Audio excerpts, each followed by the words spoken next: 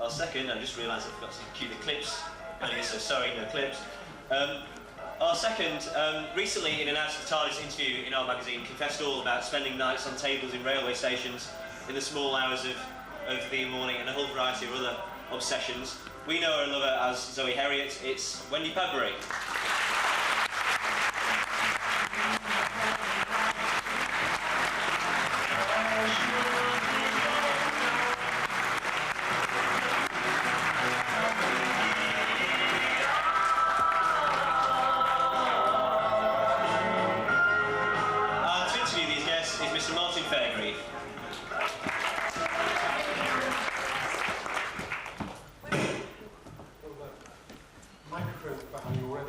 I'm insanely jealous. He got a kiss. I didn't get a kiss. Oh.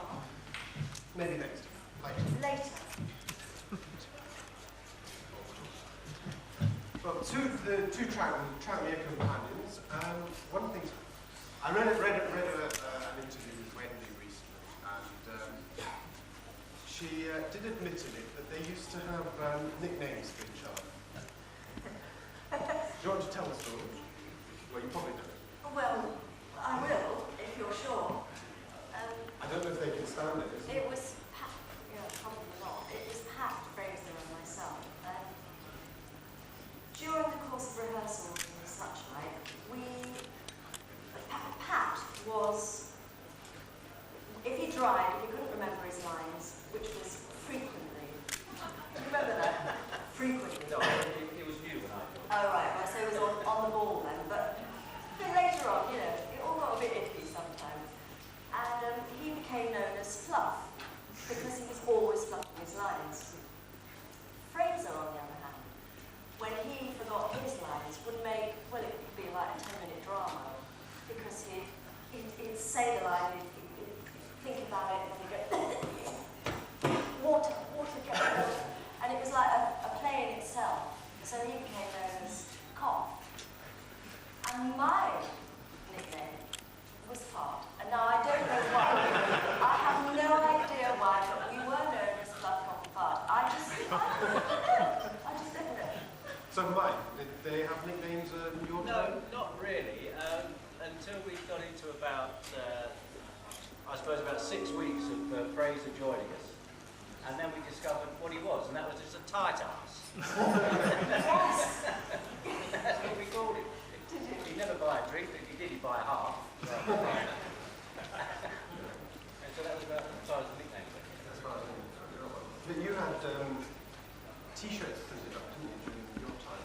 That's right. Well, Annika was the instigator of that, yeah. Well, she's not here to defend herself. Take your word. What T-shirts? Come back, Bill Hartman. Well, they're new. Yeah, they were really. All three? Yeah, Pat wore one as well. Oh, did it? Made it well. Talking about Pat and his unfortunately no longer with us, and have you got any special memories about his work? I just remember him being the most gorgeous man. He was always my favourite actor when I was little. He used to do all those Sunday afternoon classics. Do you remember? Like Old Curiosity Shorts. And I was so sort of starstruck when I met him and realised that I was actually going to work with him. He was the most gorgeous man. And he did like to work with fun, and yet he took it seriously, obviously. He was gorgeous. Because I was with him when he first joined, and he was like a breath of air, because quite honestly, working with Bill Hartman had been a strain, because he was a very old, fuddy-duddy kind of guy. And when Pat joined, he was discovering his character, and he was putting so much effort into it, and he really believed in the character, in the part. And it was so interesting to see how he worked, how he came to it, and how he wore wigs and discarded wigs, and he would do funny walks, and he would do all sorts of things to try and discover it. And he was a very, very professional actor. But he really thought about it. He didn't just come on with a couple of funny looks or funny moves. He finally established the Doctor. And I think without Pat, I don't think you'd have had a Doctor Who today. I don't think we'd all be here today. Because Pat was able to take over from Bill.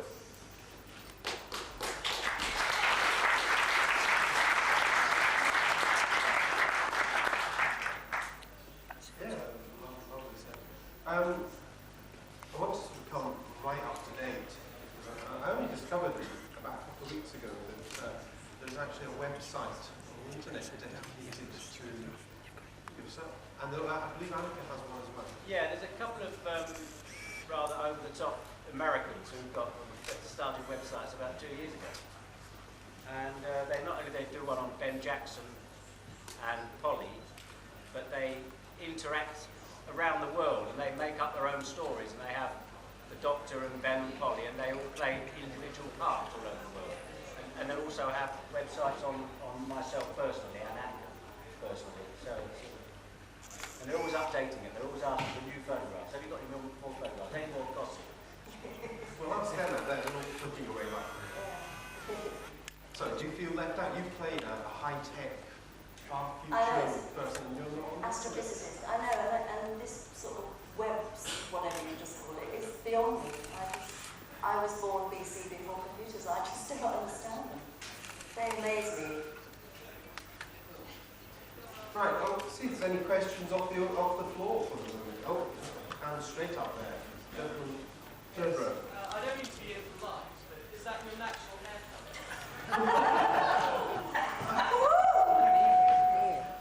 No, it's not.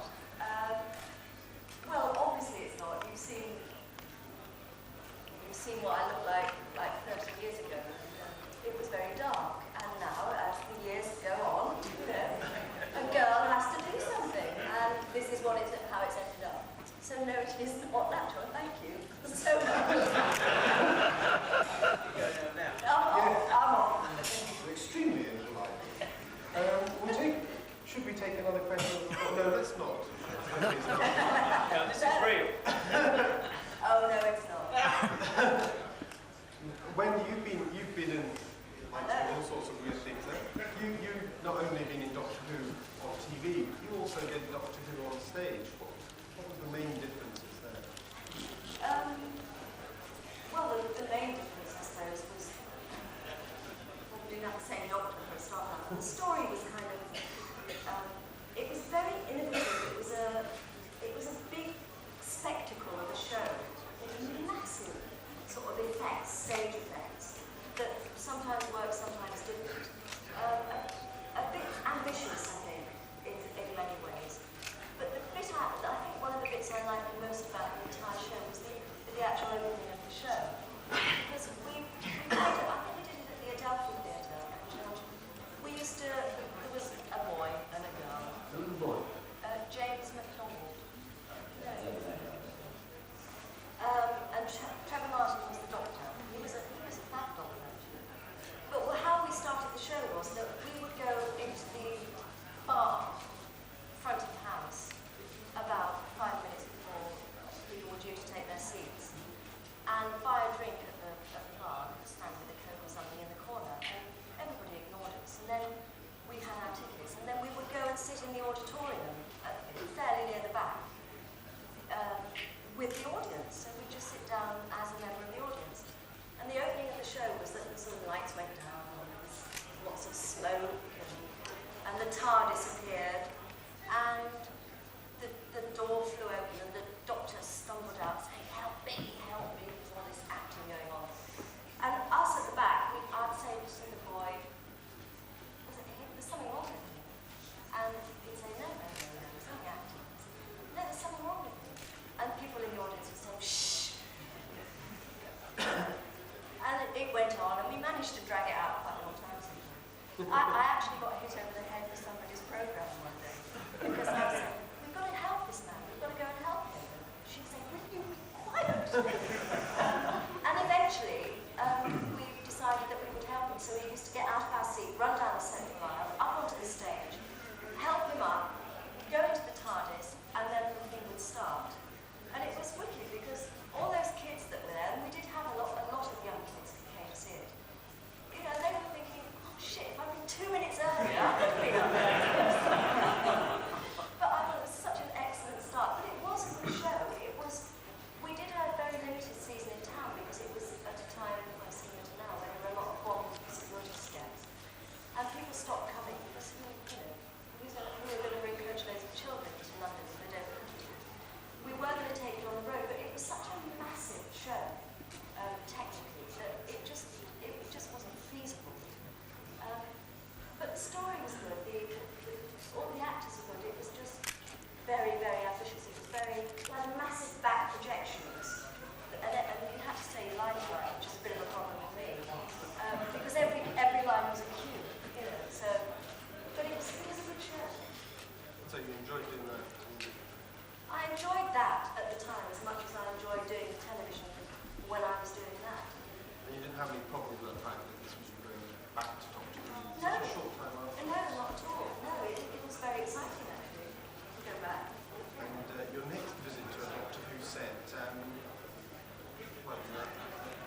6 months pregnant last time? No, I wasn't as pregnant as that, but I was pregnant. What? Yeah, I was pregnant, hence that sort of costume thing I wore, because I got there and they've got me this kind of slinky little catsuit on. And I went, have you seen this? And so you've got this pocket, you know, this bubble wrap stuff. They made a costume out of that. It was excellent. The only trouble is with bubble wrap, you can't resist popping it. So it started off quite sort of big, and by the end it was sort of flat, as if I'd been popped. So No problems under microphone. no. Well, not as far as I know. Right, anything else from the floor? A nice question this time. Oh, there. Third row. What's your life been like after Doctor Who? Better or worse? My what, sorry? Your life after Doctor Who, was it better or worse? Do you mean work-wise? Oh, yes. Yeah, work-wise. Well, nothing's ever been quite the same, actually, as doing Doctor Who. It was the best one I've ever done. For lots of reasons, you know, like the actors, basically, the calibre of the actors that I'd forgotten about until coming to these and seeing clips. I forgot about how many wonderful actors there were and how good it was and how well I think it stands up today, those early stories. So, work-wise, that was probably the best time while I was doing it.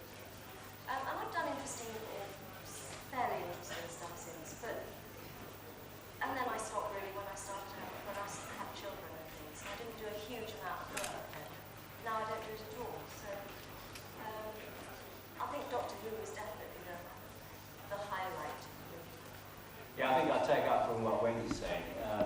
It was probably the most memorable thing that I've done because, well, A, it was a year in work, which is very rare as an actor. And it was at that particular period in time, the 1960s. I mean, here we are in the new Labour and New Socialist. But don't forget, that was the new Labour and New Socialist in 1966 as well, in the early 60s. So the whole thing, the whole atmosphere and the whole period was wonderful, and I don't think it'll ever be topped, as far as I'm concerned as an actor. And having said that, it did hinder, even once you've been in it did hinder you. You didn't then, you automatically at the BBC became, oh no, don't touch him for a minute. He's Doctor Who, he's Doctor Who. So in that way it did. When you came to go for more interviews, auditions, etc., they said, oh no, you're too associated with that character in Doctor Who. But then afterwards it falls away and you just carry on as a working actor. But afterwards, it was an actor who did Crossroads. But that was... Actually, it turns out that you've both done Crossroads. Yeah, I didn't realise. When were you in it? I was about 17. Really, really early, during the first year. Oh God, that's 60, wasn't For it? about a year. I was really young then. Yeah. What did you play then? I was Stan Harvey's brother, Len Harvey. Oh. Jill Harvey's brother. He came back from Australia and he murdered someone and he You were a baddie. held Meg to ransom. You were a baddie. Yeah. So you were a goodie then? I was just a schoolgirl. Yeah. I was a goodie. So that must be early 60s. And I was adopted by Meg Richardson. First woman gets around. And yes, I don't know how, I think I was a friend and I was treated badly by my mother or something. And I kind of lived at the motel and Sandy, character, Roger, played my sort of brother, my half brother. And I was in it for about almost a year. It was fantastic. I'll tell you what, it was fantastic being young and doing it because the turnover was so fast that it was 5 episodes a week then. So when you, Yeah, it was, yeah. and you didn't have time to, all you could do was learn the lines and hope for the best. You rehearsed for 3 days and did the 5 on the Thursday and Friday. That's right. So And it was murder, it was absolute it murder. was murder, but it was really good for someone really young to sort of technically get that under your belt, learning how to. Did they still have the old technique of if you forgot your line and switch the sound off? Yeah. give you the line and then sort yourself out. Yeah. Pat could have done with that, perhaps.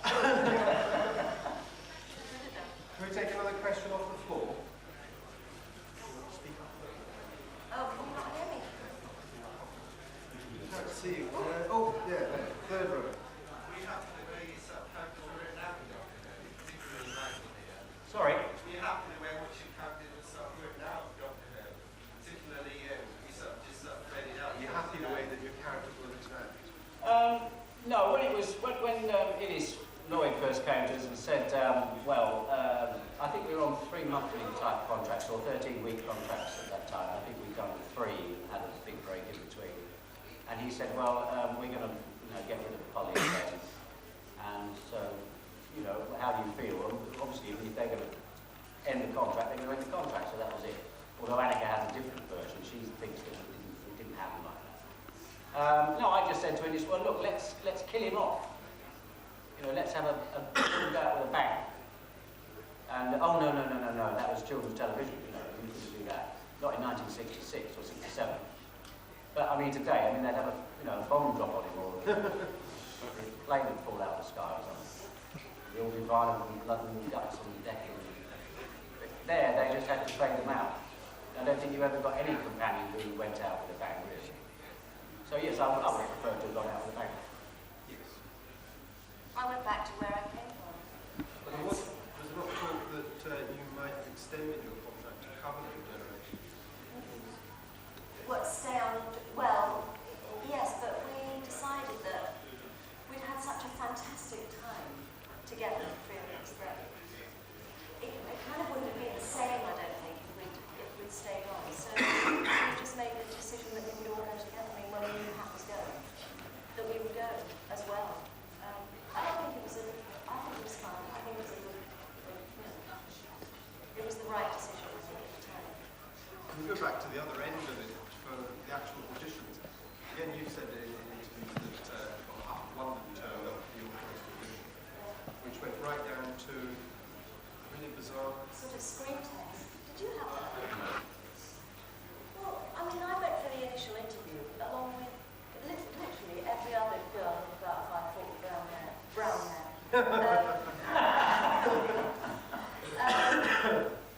And we got wheeled. I've never had so many interviews for anything. Loads. And we got gradually sort of wheeled down until there were 6 of us. And then we had a screen test. And we were given this page of dialogue, which was so awful. Only awful in as much as, A, it was a screen test, so all 6 of us were petrified.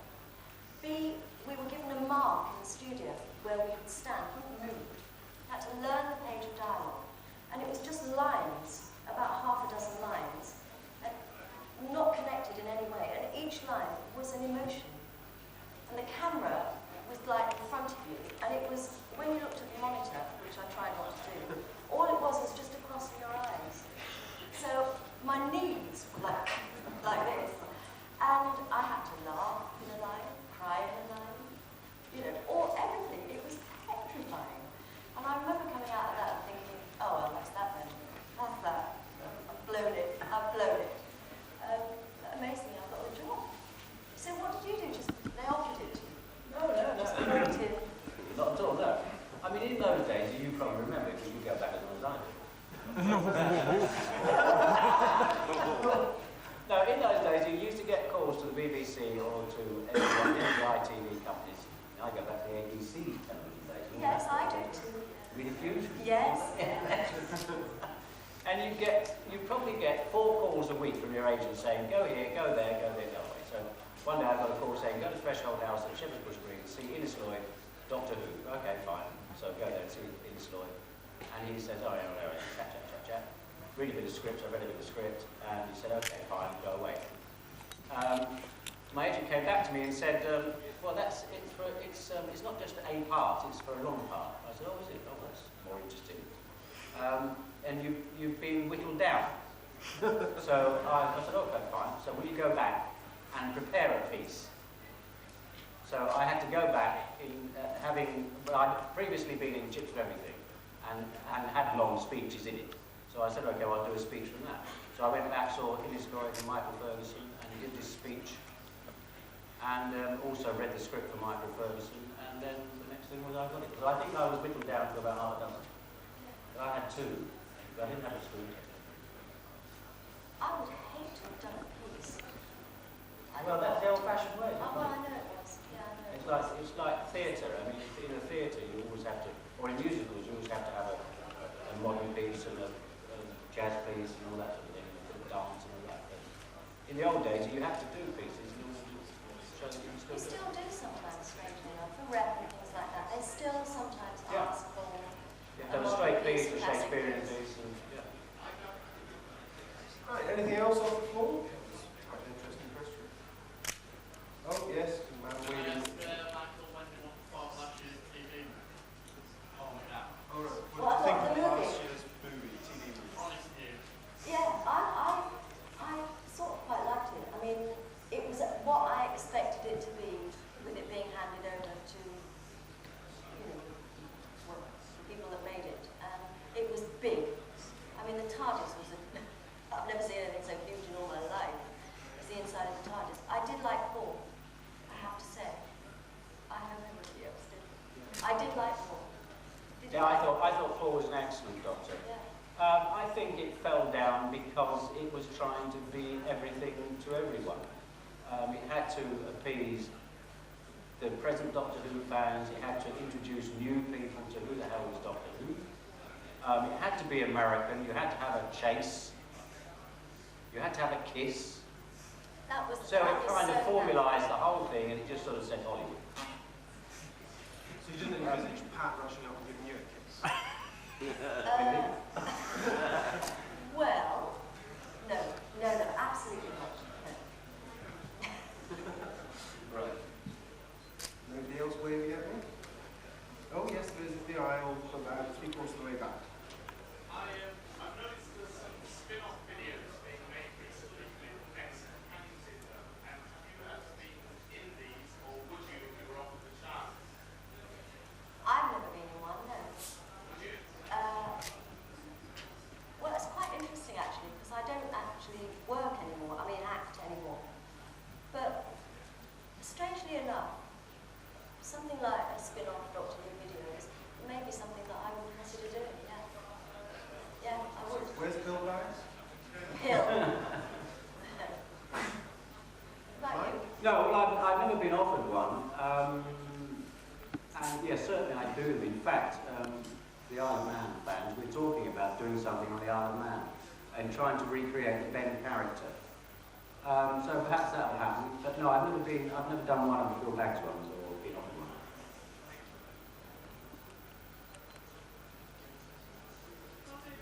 Oh, yes. Shoot on the sound next. Man's making us all keep on screen. Do you know what you feel proprietorial to use a program, or did you look after you left that? Did you look at the other companions and think, well, I wish I was still there, I wish I was still doing this, or were you fairly keen to get away and have that side of it over and done with at the time? Well, as much as I enjoyed it, it was a job at the time, and I was quite young, and I had, hopefully was going to move on to do other things. So I never regretted at any time leaving, however good a time I'd had. Did you wish you'd gone? No, because it's very strange, because in the 60s, well, in late 67, whenever I lived, it wasn't a great cult TV program. It was a TV program. I mean, it was, Coronation Street or Crossroads or Newcomers, I think, was going on at that time. And so it was just another program. And I didn't really look at it like that. I thought, well, perhaps the next thing I can do is Coronation Street or something else. So you wanted to go on and do something else. So it didn't have any kind of cult status in those days at all. I mean, it might have finished the next year or something. I mean, it's by the same token, the regeneration, we thought it might work and it might not work. And it was just a program. I mean, it didn't have the kind of following it's got, today, or it has had since. So, no, it was just a program. In fact, I don't really think I took much interest in it, really. I didn't think, oh, he's terrible, he shouldn't be the Doctor, he shouldn't be the companion or anything. I just think it was just a great. But you view it differently today, obviously. Well, yeah, because you didn't realise quite how special it was when you were doing it at the time. And now... Otherwise, I'd have saved all those original scripts. Instead of just throwing them in the bin. Yeah, likewise. And a costume. I bought a costume. Which costume did you get? I bought, it was a sort of leather trousers and top with crisscross hair. I can't remember which story I wore it in. Cyberman story. You wore the spangly jumpsuit to that one. I seem to wear that a lot, don't I? Well, I figure like that. I'm always very disappointed when I come to convention that because I never see anybody in a Zoe catsuit. So maybe somebody out there Get your sewing can machine get out, guys. themselves together. Yeah, get the machine out.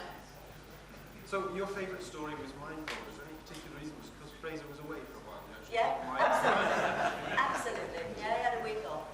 He got chicken pox and he was gone, and we went, yes. So that sticks in my mind as a bit. No, I just thought it was just a great story. I just loved all that, you know,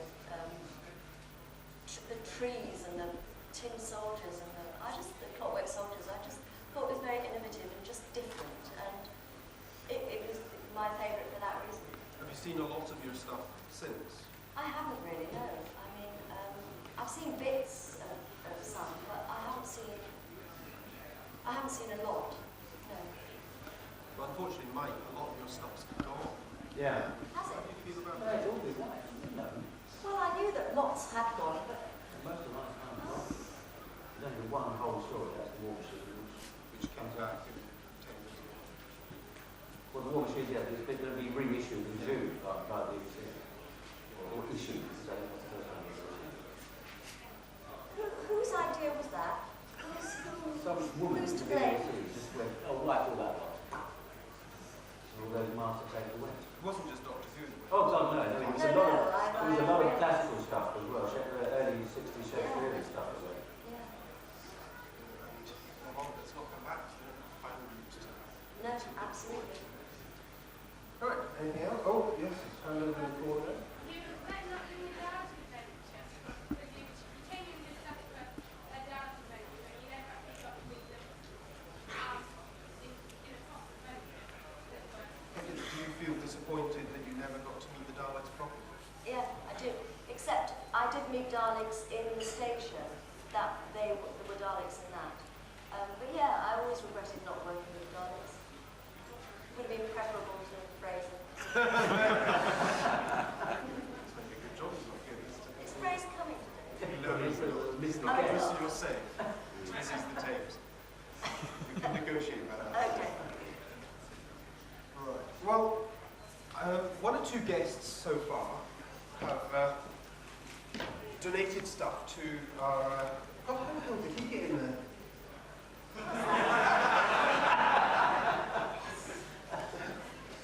A popular decision, I think. Into our Manopticon skip. So, Wendy, apparently, has brought along something that you are going to decide, well, actually, I'm going to decide for the last, whether or not to put it in here. So, if you want to come down, Wendy, and we'll see what your choice has been. Well, it's very, very simple. It's an old 78, and it's country and western music. And I loathe country and western music. Now,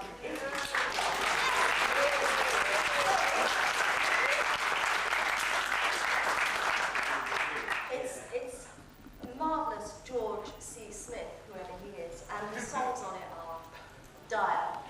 And I've signed it for your pleasure, because it certainly wasn't mine. And I think, without a question, I mean, what is the point of country and western music? I don't know. It's got to go in the bin.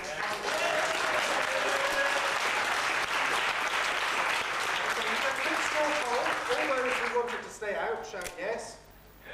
Yeah. The gentleman over there who's about to get pummeled, and those who wanted to go in, shout no. No. They are awake. Well, I think yes, unfortunately, country and western music, I totally agree with Yes, you here, thank you. should go into the bin. Now, let's have a wee listen, see if there's something else in the bin that's rather horrendous music-wise.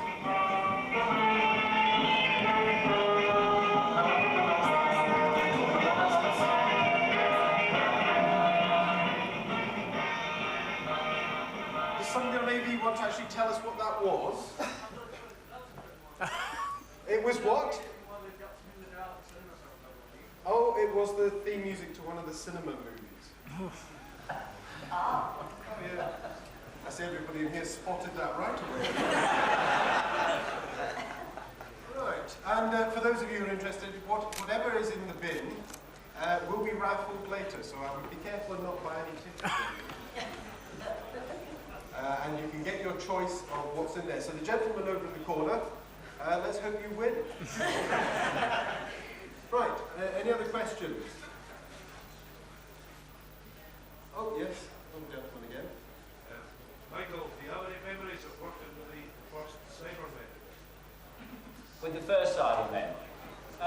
Yeah, I always send them up because, in fact, when it was a very good conception, obviously, to start with, but they didn't have a lot of money in those days in Doctor Who. And they, I mean, as you probably, you may well be aware, that they were actually dressed in sort of clothes rather than plastic, which was later on.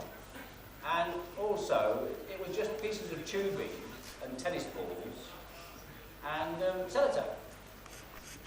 And it was a mock, and it was much spraying of silver paint to cover the links and the joins. And so it was a joke to start with, because they didn't work. And then obviously they perfected them on the return.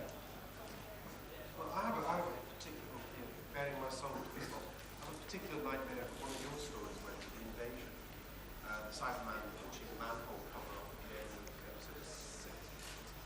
We had a manhole cover as well, outside, I was convinced it was going to be a Cyberman. So I have very vivid memories of this. Was it quite frightening for you? No? Not with Cybermen, it was the Ice Warriors that used to scare me. Because they had a microphone. Their sound, yeah. It was the sound, and whilst I would sit in makeup and watch some poor bloke have hours of sort of latex and stuff on him, and then I knew it was a man, but the minute he started to talk, the Ice Warriors really did send shivers down my spine. I found it really creepy. But Cybermen, I like the Cybermen, I think they look great, but they didn't frighten me. No. Another childhood memory you have of them? No, I'm sorry. Oh, gentleman in the middle there. What was the worst joke that's played on you? Worst joke. Should we start with mine? When did you think you know? I think you know this one. No, I don't think that there was a bad joke played on us, really. Sorry to be disappointed, but So Pat hadn't really become the mega joke. no, I mean, Pat used to play deliberate things like coming, you know, you'd expect him to say something, Doctor, and look over here, and during rehearsals, and he'd come over there. I mean, that was the kind of, you know, wheeze that Pat would get up to, or he would be jumping about, you know, where you didn't expect it to. That's probably because you didn't wear a kilt, because he's been buckled. Was it, Wendy? You heard the story. No. Hold your inventory. I have told this rather a lot of times, but it was the worst thing they ever did to me, which was being out quite late one night, you know, as you do when you're young, and got to rehearsals, rehearsed a scene, and I was a little sort of tired, sat, you rehearsed at the rehearsal rooms, did you? Yeah, In the church hall. Yeah. Seats all round the room, and I sat down on a chair like this with my script, and Pat sat this side, and Fraser sat that side, and I was wearing a kilt, a little short kilt with buckles and everything. And whilst I was sitting there watching the other actors rehearse, I kind of sort of nodded off like this, as you do. And suddenly I was being dug in the ribs from outside, saying, "Padders, padders, we're on." And I went, "Oh," God, shot out of my seat. And my skirt was behind me. And I was so embarrassed, I ran into the middle of the room and went, "Oh my God," and ran out the door and bumped straight into the vicar to the church hall. And I actually was so embarrassed, I actually curtsied to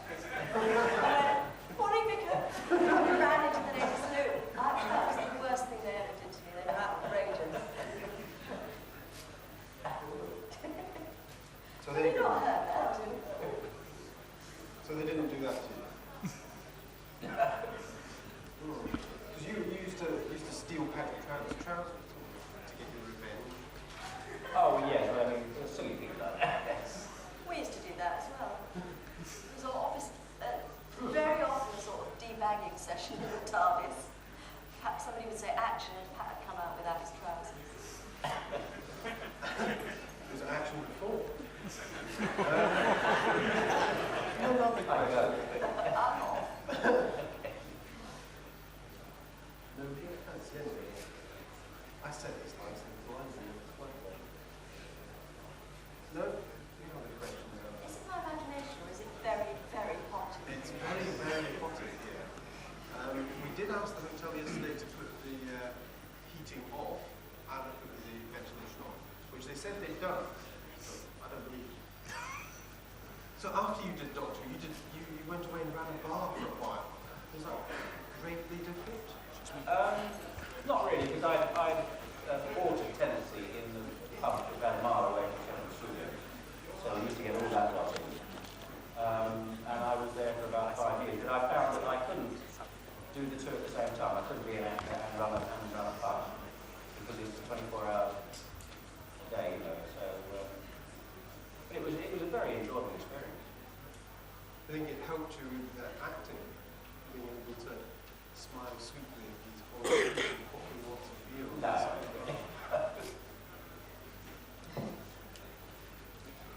You ever thought about doing anything like that? What, running a pub? I wouldn't be able to see over the bar. No. I've got a grown-up job now. I'm an agent, so I look after actors, including Mr. Wendy. We will be in later on this evening. Still nothing off the floor? Oh yes, there is. Oh, there's somebody waving in the middle there. That's like what football teams. Sorry? What football teams is it like? Well, I support Chelsea, but my son supports Arsenal, so I shouldn't say that. So not this. Do you support football team? No, I don't. I'm afraid. Sorry. There was somebody in the middle sort of waving there. Oh yes, that's fine. You. If you could live a life of anyone in history, who would it be? Oh, dear me. I think we need notice of that question. Anyone in history? Well, I always wanted to be a ballerina, so I would love to have been somebody like Svetlana Beryosova, who I never met, but I understand, strangely enough, I was talking about it at a convention I went to in Llangollen, that Gary Downey was there. And Gary, I was talking about this woman that I used to have pictures all over my bedroom wall of this ballerina, and he actually met her. So I would quite like to have been her. She was the most fantastic dancer. I only ever saw her on, they did a couple of films, and pictures really. I'd quite like to have been her. And that's why I was going to be a ballerina. You might have read this in something I did, but I was, all ballerinas have sort of names like Svetlana Beryosova and Alicia Markova. Wendy Padbury didn't sound quite, so I was always going to be called, if I'd made it as a ballerina, Wendowski Padburova, because I thought that sounded great. But it wasn't to be, unfortunately. I was too short, and I've got slightly flat feet, so ballet for me was not on. But that's who I'd like to be. How about you? We've got time to think, right?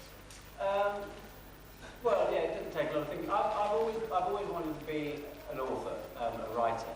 So I'd love to have been. And I've always had a thing about French authors. I mean, I'd love to have been a Flaubert or someone like that, or a Zola. I've always gone back to that kind of 19th century, maybe even Charles Dickens. But I've always wanted to be an author, so perhaps one day I will. Virgin and BBC people are not this. Somebody else, or somebody else flaming around the middle? Oh, there is. Gentleman right on the aisle. I was going to ask you another question. The company that just made now about Flaubert, did you actually see the adaptation of his work? Well, we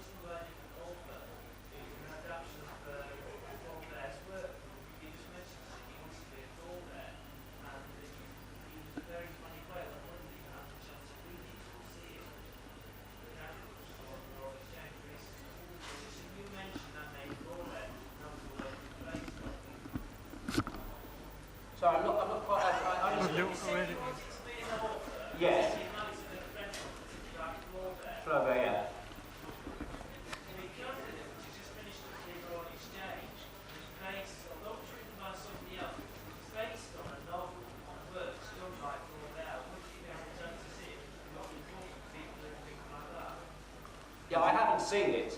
And where's it on it? Royal Exchange. Just finished. I just finished the Royal Exchange now. No, I haven't seen it. The reason I like him, and I also said Dickens as well, is because they were very realist writers. They wrote about ordinary people and everyday life. All right, so slightly, dramatised. But I'm not quite sure what the question was. I mean, I hadn't seen the play.